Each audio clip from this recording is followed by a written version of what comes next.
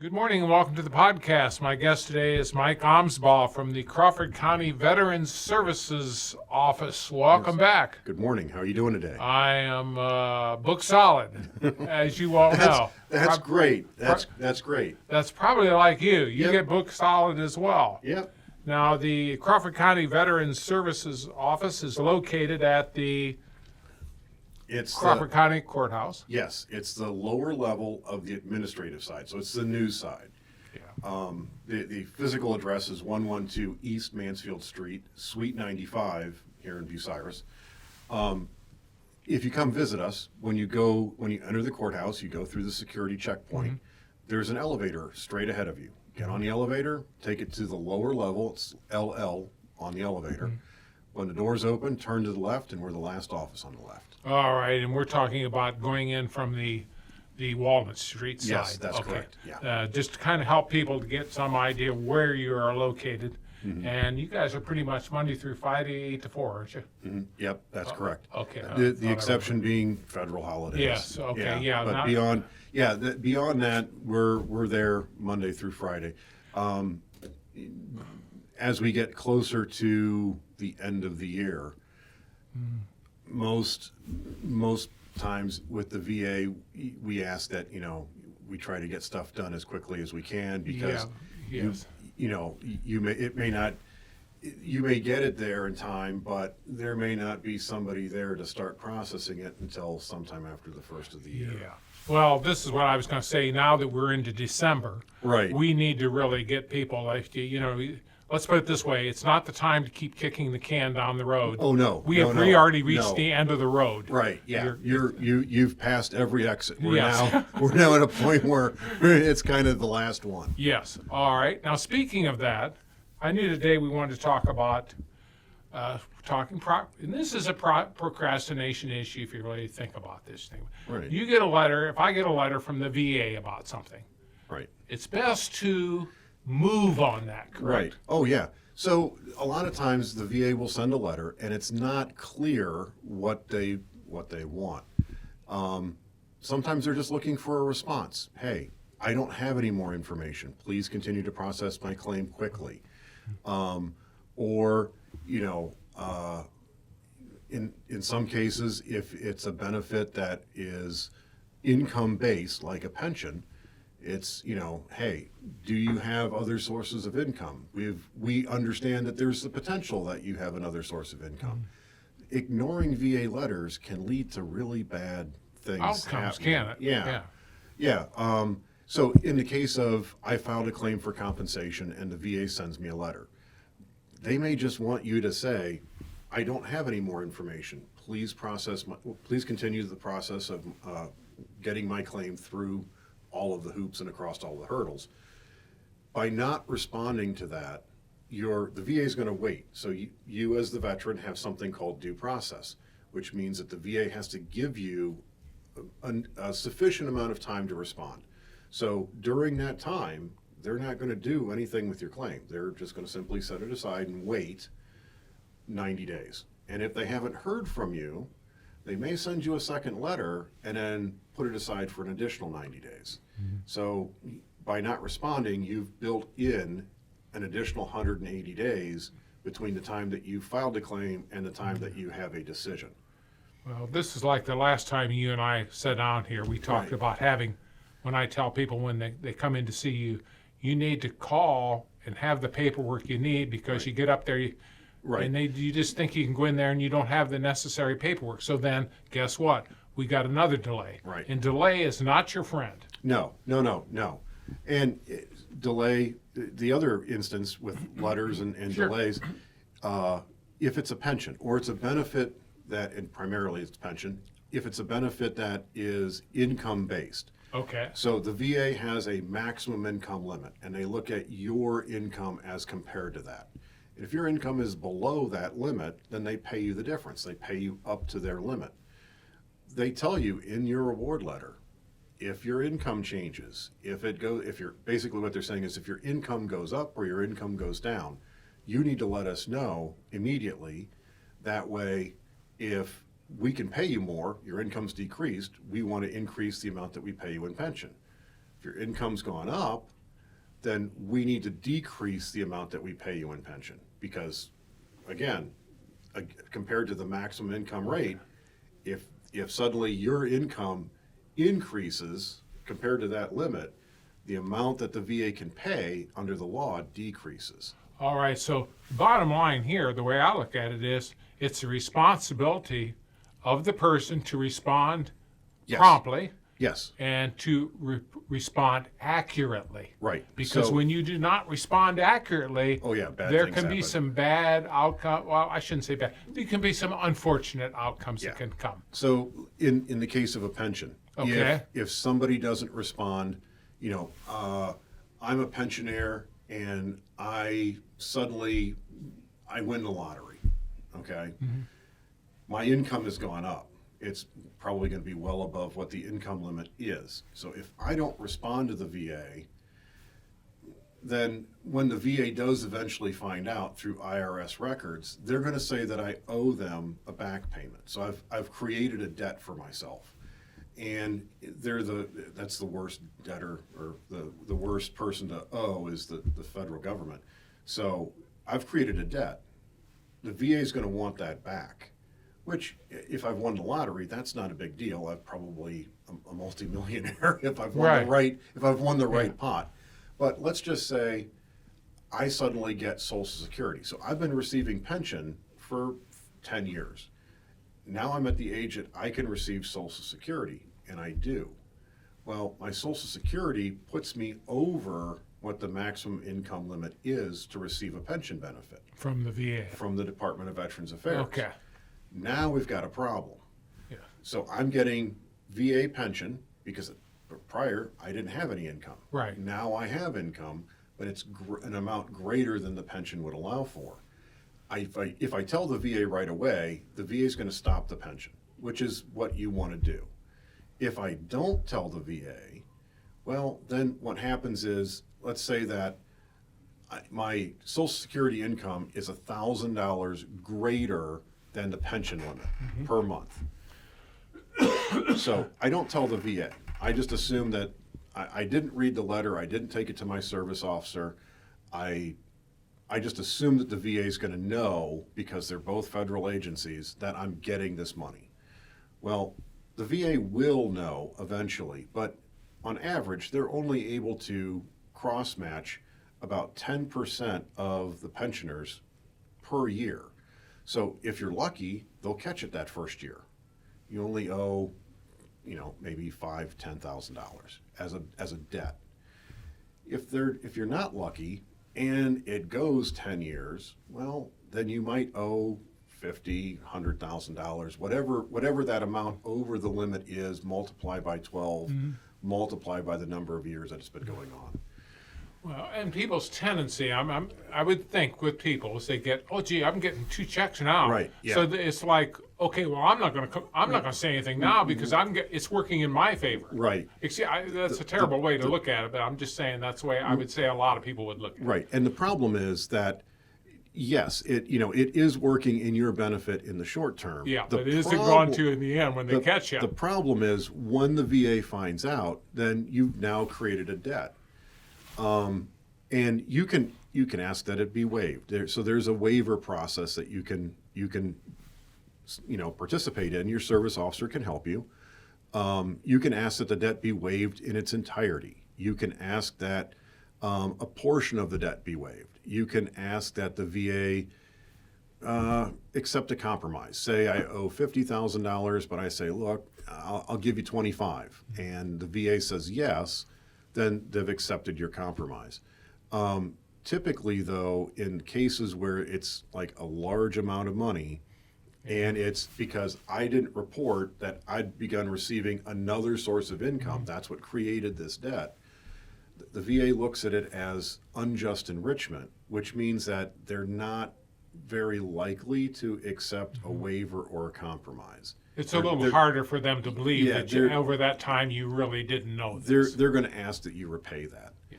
And they can do that in a number of ways. One, they're going to stop the pension. Then they may take money from the Social Security benefit. They may take tax returns. like any federal dollars that you may be entitled to receive. If there, let's say there was another stimulus package where people got checks, you may not get one. The VA would withhold that in an effort to recover those monies. That's why it's really, really, really important that when you get a letter from the VA, that you read it, that you treat every letter from the VA as something that's potentially important. And if you don't understand it, call your service officer. Yeah. That's what we're here for. We're here to help you prevent those sort of things from happening. Now, that's a good point, because sometimes people, they'll pick up something and they read it and they say, I don't understand. Well, I don't understand is not an excuse. That's not Because that's not ignorance a good is no excuse of what you're Right. doing. You need to, if you don't know, you need to call and find out. Right. That's not. Yeah. It's not the get out of jail free card. Yes, there you go. You know, no VA claim has ever been won because someone said, "Well, I didn't read it because I didn't understand." Yeah. You know, if you get a letter and you're receiving a VA benefit, it's probably a good idea, even if you do understand it, to let your service officer know, because Yes. there may be something that really needs to be done and the VA just hasn't said it. If you don't understand it, it's doubly important to get a hold of your service officer so that they can help you respond to the VA in a timely and an appropriate way. Well, the service officer is there to help the veterans. Right. That's the job of the Yes. veteran service officer. Yes. Every county in Ohio has an office like ours. It's in state law. We're one of very few states that have this. Each office has service officers like myself and the other individuals in my office. They're trained to do this. That's what they do. So yeah, it's really important that if you get something from the VA, that you get a hold of your service officer and let them know.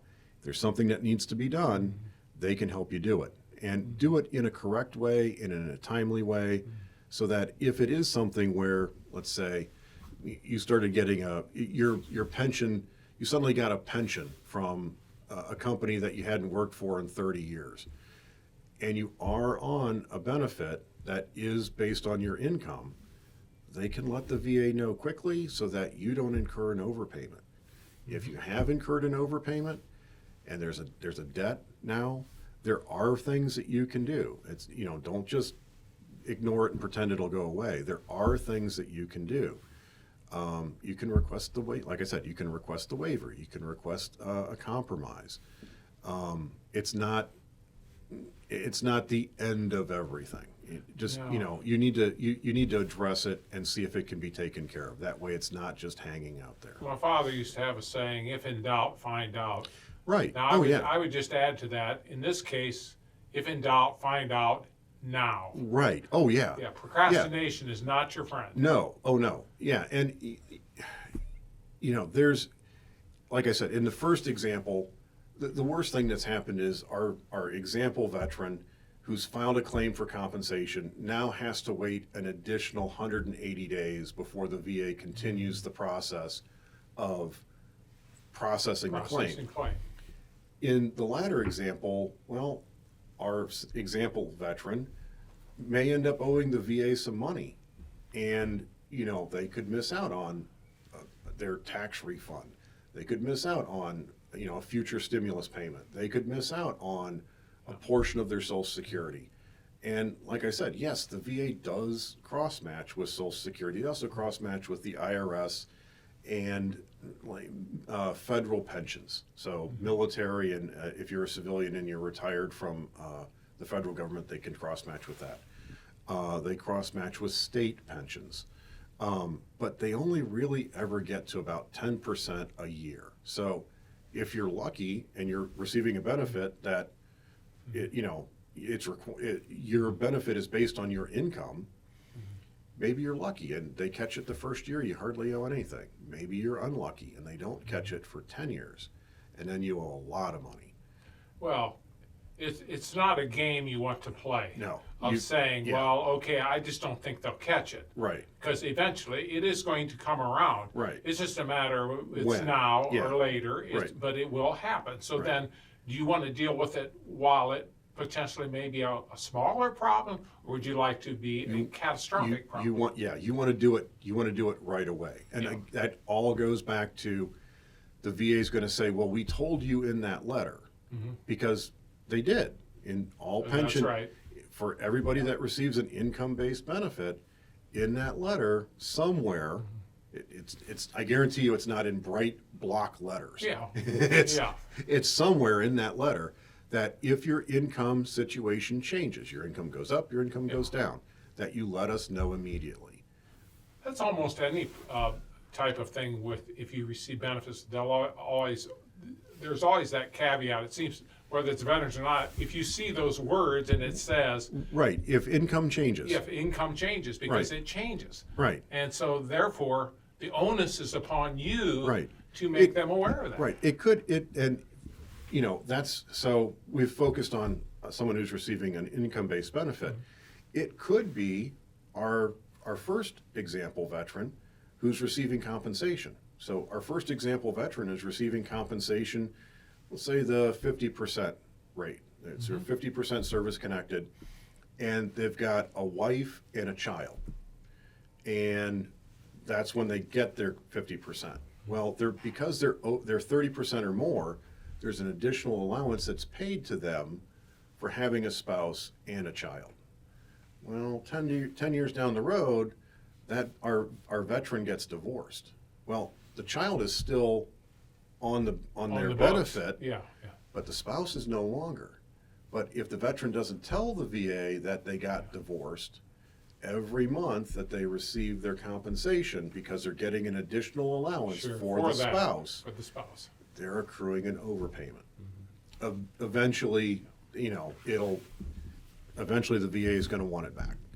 They're just basically asking for a timely response to their inquiry to you. Yep, and it's a lot of times, it's really simple. And especially if you get a letter and you take care of it quickly, And sometimes I've had people who've gotten a letter and they called me and they said, well, this is what the letter says. And they've read me the letter. I'm like, yeah, we don't need to do anything. But sometimes they do want additional information. Yes. So yeah, that's what we're here for. We're here to help the veteran get, well, it's more than veterans, it's surviving spouses too. We're here to help them get their benefit and make sure that they're able to keep their benefit. Well, now, I was going to say, if someone has questions, and let's say they don't have a computer or something, they can always call you folks up there, and I think the number is 419, let me double check me here, 562-7761. That's correct, yes. Yeah, 7761. And this is the Crawford County Veterans Services Office, and they can speak to you, or they can speak to me, or they can speak to someone else there in the office if I'm not available. We have myself, and then we have John, who's our other service officer. Okay. Shiloh is usually there, and she is an accredited service officer, so she could answer questions. But for claims work, you probably want to talk to either John or I. All right. Well, that's very, very helpful. Okay. Anything else you want to cover briefly today before we I think the biggest takeaway was just I wanted to make sure that people understood that not all VA letters come right out and say we want a response, but they may be looking for one. And that it's really important that whenever you get something from the VA that you treat it as if it is important. Yes. Until you find out otherwise. Well, that's the key point that we want to leave our listeners and the people on our podcast that are watching us here, is that it's up to the onus upon you is to react to that letter when you receive it. Correct. And even though you may think that there's nothing to it, you really need to talk to that service officer, because, like I said, in doubt, you need to find out, because it can cost you. Oh yeah, it can. It you could end up, in if all the stars aligned in the wrong order, you could end up with an overpayment. And that's not the place you want to be in. No. And that's something that's really simple to avoid. Well, Mike, I appreciate you coming in today. Thank you. As Thank always. you for having me. And we'll be seeing you in here next year as well. Yes, you will. We're on the doorstep. So Less we're than, it's like 6 weeks. 5 weeks, Yeah. something like that. Yeah. Yeah, so we're all I gotta say, if you got a letter laying around there at house from the VA, you better go look at it after you're listening to this. Yeah, take a look at, like I said, treat every letter from the VA as if it is important. 90% of them are important. They have information that they're trying to impart. Right.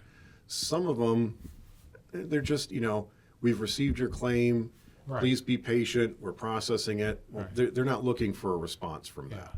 Or, we've received your intent to file, to formalize your claim, please submit the 21526EZ attached. That's looking for a response, but you've got a while, and your service officer's probably told you, like, what needs to happen between the time that you filed your intent and the time that they're going to help you file your formal claim.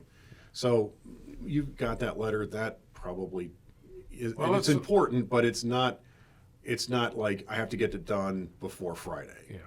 But quite frankly, I would want to treat it as if it could be, because if I don't know. Right. If you don't know. And the worst question ever asked is the one that's never asked. Yes. And that's what I would be concerned about, because I may look at that one way and you may look at it another way. And the person who wrote that letter is looking at it totally a different way. Right. So that's why a response is needed as soon as possible, because time is not in your favor with these sort of things. They're not sending you letters just to say hi. Right. Wow, the VA doesn't send out Christmas cards. Yeah. Well, I think anyone's listening today, I think they're getting the message. Get a letter from the VA. You need to respond. Yeah, if you have a question. On a timely manner. Yeah, if you have a question and you're receiving a VA benefit or you're filed for a VA benefit, give us a call. We can answer those questions. If a response is necessary, we can help you with that. If you are receiving a benefit and just suddenly out of the blue get a letter, don't just discount it. Read it. If you have a question about it, get a hold of us. We can help. Absolutely. Okay? Yes, I want to thank Mike Amsbaugh from the Crawford County Veteran Services Office for being in here today. Thank you and so going much. through this, and we appreciate having you on, and I'm sure this generates some phone calls when these come up that will, because it is something that is serious, and we're not on here. We're here to be helpful to everybody. And, if you're a veteran or a spouse of a veteran or people that's entitled here to benefits, you want to make sure they get them. It's just, we just want to make sure everything's up to hoil, so to speak. Oh, yeah. Yeah. And like I said, we're there Monday through Friday. If you have a question, give us a call. Yeah, 8 to 4 on normal hours.